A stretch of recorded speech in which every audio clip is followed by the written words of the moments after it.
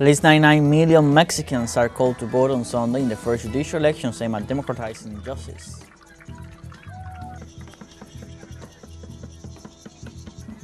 Venezuela's indigenous communities vote on Sunday in the second stage of the legislative elections 2025.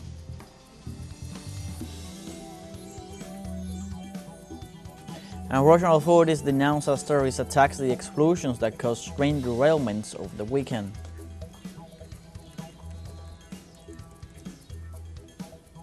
Hello, welcome from the South. I'm Luis Alberto Matos from the teleSUR studios in Havana, Cuba. We begin with the news. Stay with us.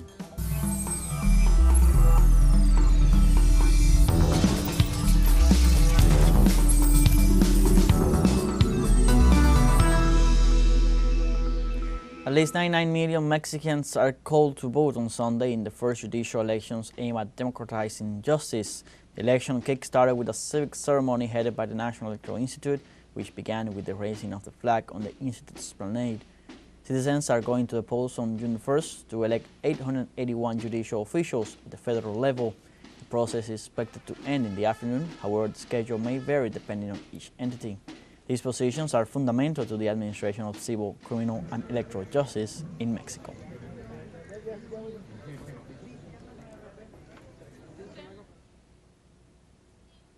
And Venezuela's indigenous communities vote on Sunday in the second stage of the legislative elections 2025. The newly elected deputies and legislators will represent almost 170,000 indigenous people divided in more than 3,900 communities in states such as Amazonas, Anzoátegui, and Apure. For this election day, the National Electoral Council set up 95 voting centers and 118 polling stations in 77 municipalities of the country. Parliamentary and legislative elections for indigenous communities reinforce the right to self-determination of indigenous peoples who contribute with their ancestral knowledge and culture to the development of Venezuela.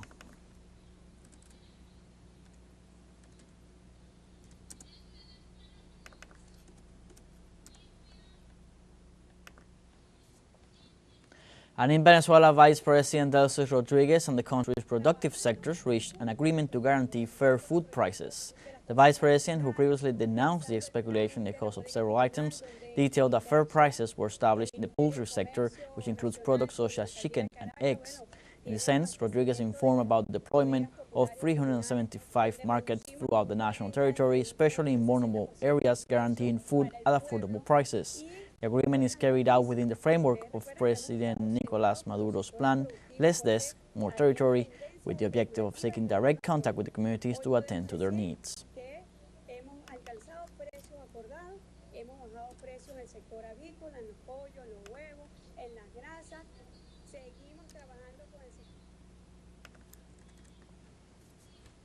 And in Panama, the Single National Union of Construction and Civil Industry Workers, Sontrax, together with indigenous and farmer population, raised their voices in rejection of the measures implemented by the government of José Raúl Mulino. Participants denounced that government projects threaten national security and workers' sovereignty. They called for a march and a national day of parallelization on June 4th and 5th in rejection of Pension Law 462. The possible reopening of the copper mine in Donoso, and a memorandum of understanding with the United States that affects national sovereignty. The conference ended with a commitment to continue collaborating to present proposals to the authorities and monitor their implementation.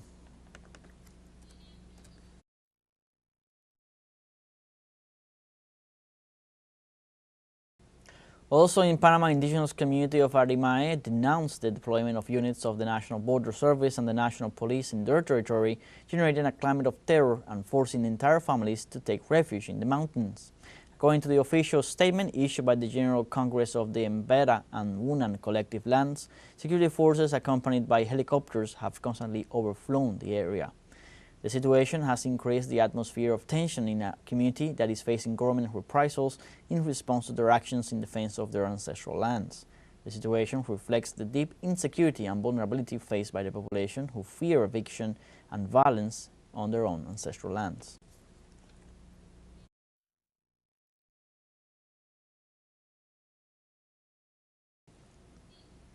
In other news, the Argentine government upholds its economic policies against retirees despite social rejection.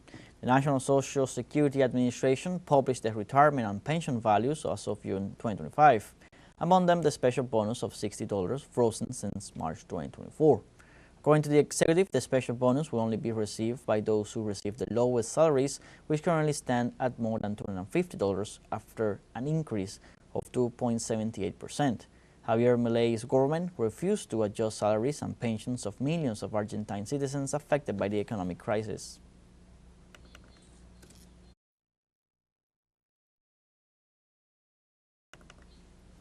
Also in Argentina, the governor of the province of Buenos Aires, Axel Kicillof, accused President Javier Milei of implementing an economic plan of adjustment, looting, and dependence.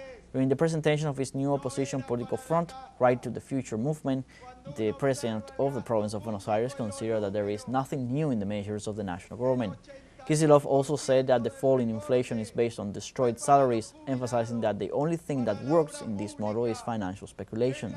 The governor accused the national government of facilitating the construction of a unitary and anti-federal model, while he demanded a restitution of the funds withdrawn from the province.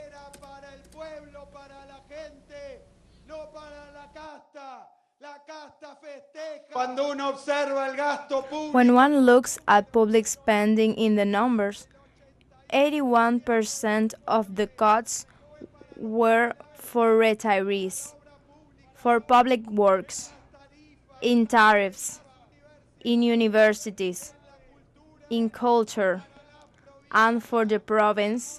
The chainsaw was for the people, not for the caste. The caste celebrates, the caste toast, the caste applauds Milei while the people suffer. Now we have a short break coming up. First, remember you can join us on TikTok at teleSUR English. You'll find news in different formats, news updates, and much more. We'll be right back. Stay with us.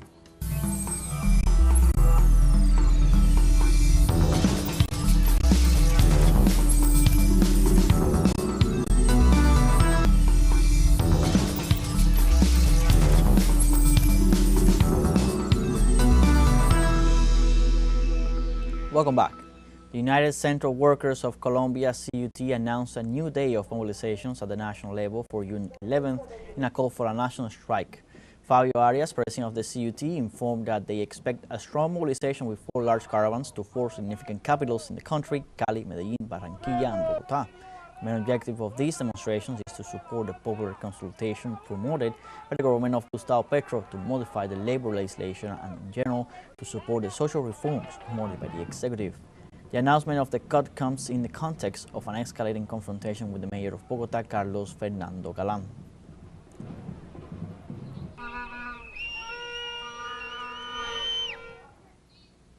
Also in Colombia, authorities detailed that a new social leader was assassinated in the context of the armed conflict that the country is experiencing. According to authorities, social leader Jorge Rangel was attacked by armed men in a commercial establishment. The Ombudsman's office issued an early alert emphasizing that the location of the events is related to the presence of different non-state armed groups such as the National Liberation Army, the Gulf Clan, and dissident factions of the National Armed Forces of Colombia, majority Central State. It is worth noting that this new act of violence is the 67th so far this year against social leaders, from public servants and human rights defenders.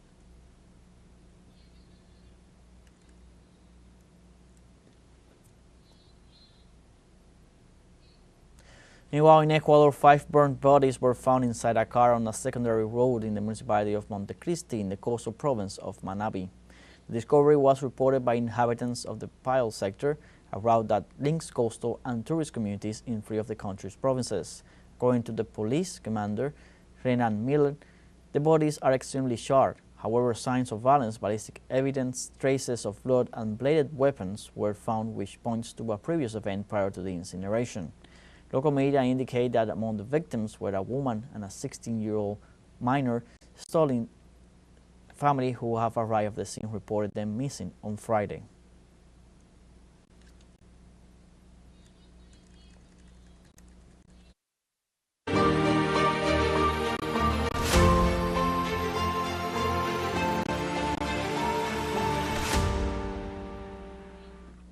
Russian authorities denounced as terrorist attacks the explosions that caused train derailments over the weekend. The first attack occurred at 10:50 p.m. local time on Saturday at a railway line in the Vigo-Nizhny district of the Bryansk region, where the structure of a road bridge was detonated and the debris fell on a passenger train. The incident left 7 people dead and 66 wounded. In addition, at 3 a.m. local time on Sunday, a railway bridge was also blown up in Kursk Oblast, leaving an engineer and his 2 assistants injured. In this context, the Russian Investigative Committee classified the bridge collapses as terrorist attacks, with official representative Svetlana Petrenko informing they were deliberately blown up.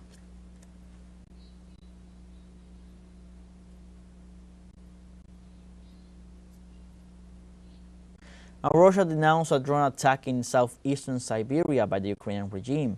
This way, the local authorities of the Russian region of Irkutsk reported that the unmanned air vehicle attack was aimed at the town of Snedny. They also noted that a building in the locality of Novomalstinsk was attacked. The Ministry of Emergencies and National Guardsmen said that the drones were launched from a truck, which was already blocked, and Federal Security Service officers were on the scene.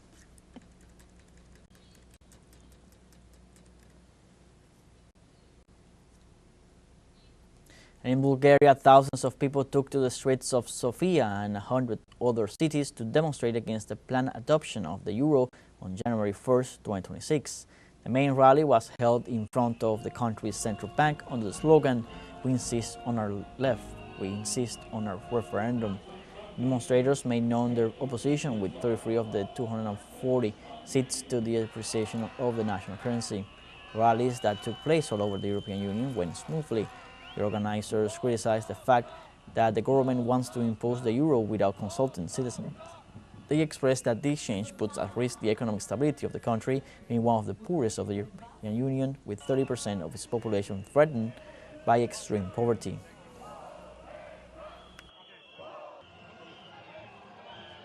Preserving the Bulgarian left is a non-partisan cause. It is essential to our financial independence. If we lose the left, we lose everything. That's why we stand united with all Bulgarian citizens, regardless of political affiliation. This is a national cause. We have a second break coming up. Before we invite you to visit our Facebook page at teleSUR English, there you'll be able to watch our top stories, special live coverage, and much more. Follow our page and activate the notification button to stay up to date on the world's most recent events. A final break, we're going to be right back.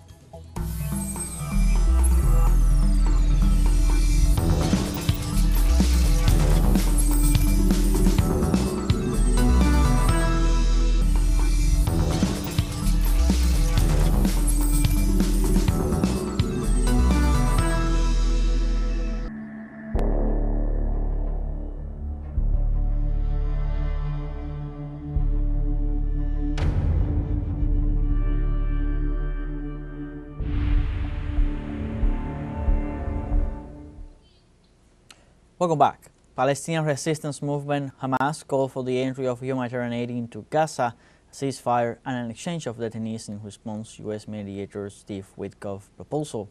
The response included a demand that the ceasefire would be limited to 60 days, with a U.S. guarantee that Israel would respect it. It was also arranged that 10 Israeli hostages and 18 dead bodies would be released. The reconstruction plan will be implemented over a period of 3 to 5 years under the supervision of several countries. The Palestinian movement stated that the response reflects its commitment to national responsibility towards the suffering of the Palestinian people and aims to achieve a permanent ceasefire and a complete withdrawal of the occupying forces from the Gaza Strip.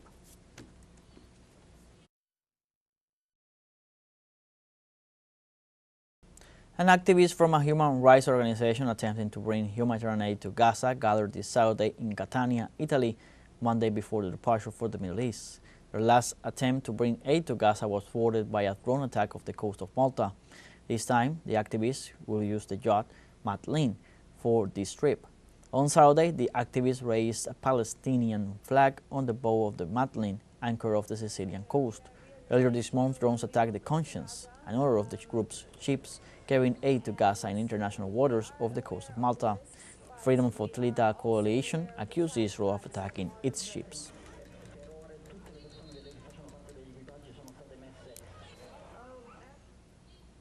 And in Syria, de facto ruler Abu Mohammad al-Golani reiterated his willingness to strengthen ties with Israel despite the attacks of this regime against the Arab country. According to Al-Golani, Damascus and Tel Aviv have common enemies, and both countries can play an important role in regional security. These statements by the president come amid reports in Western media that Syrian and Israeli officials have held talks in recent weeks. Al-Golani's statements reflect a controversial stance he has maintained since the overthrow of al-Assad, despite Israel's attacks on Syrian territory, which have rapidly destroyed the Arab country's military capabilities.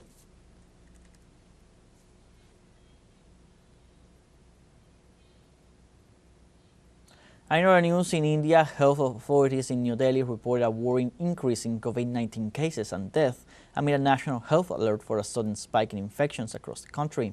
Nationwide, the number of deaths linked to the coronavirus now stands at least 10 people.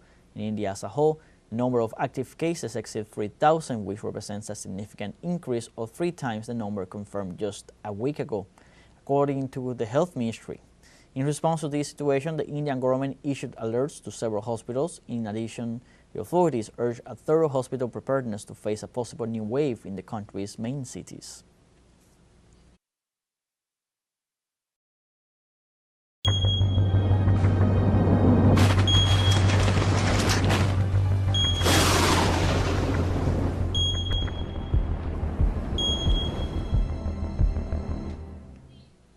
An unprecedented hailstorm hit the Egyptian Mediterranean city of Alexandria, flooding roads and damaging stores along the seafront. The storm is a new episode of extreme phenomena in the region. The hailstorm forced people to flee from coffees, as lightning flashed across the sky, and the city's subway passages were submerged. The governor of Alexandria, Ahmed Khaled Hassan, raised the alert level on emergency crews worked throughout the morning to tow cars and clear debris. The Ministry of Health declared that there were no casualties. Scientists say that extreme weather events are becoming more frequent due to climate change, which is aggravating droughts and rainfall intensities.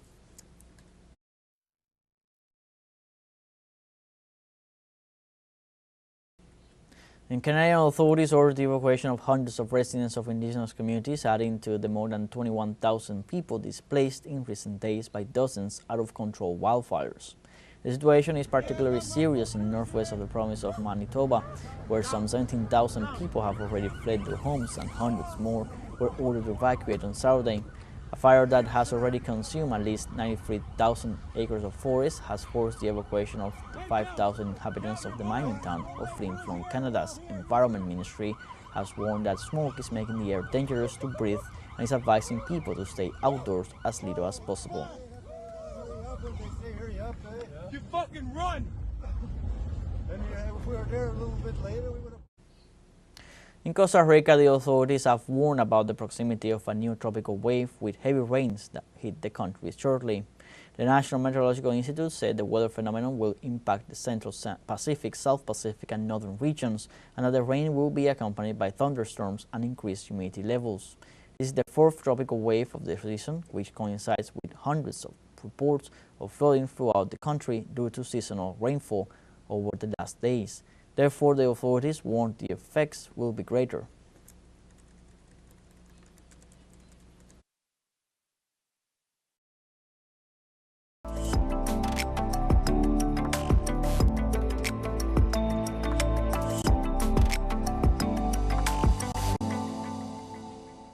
And on the outskirts of Japan's southwestern city of Ise, workers at a small factory make miniature replicas of the sun's renowned religious architecture.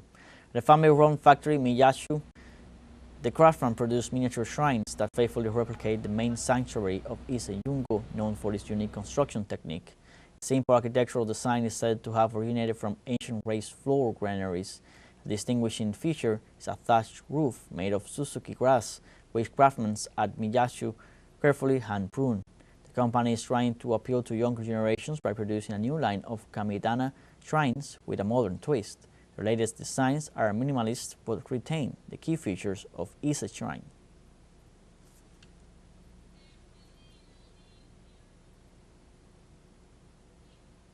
And this will have come to the end of this news brief. You can find these and many other stories on our website at telesurenglish.net.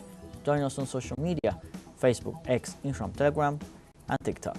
For TeleSUR English, I'm Luis Alberto Matos. Thank you for watching.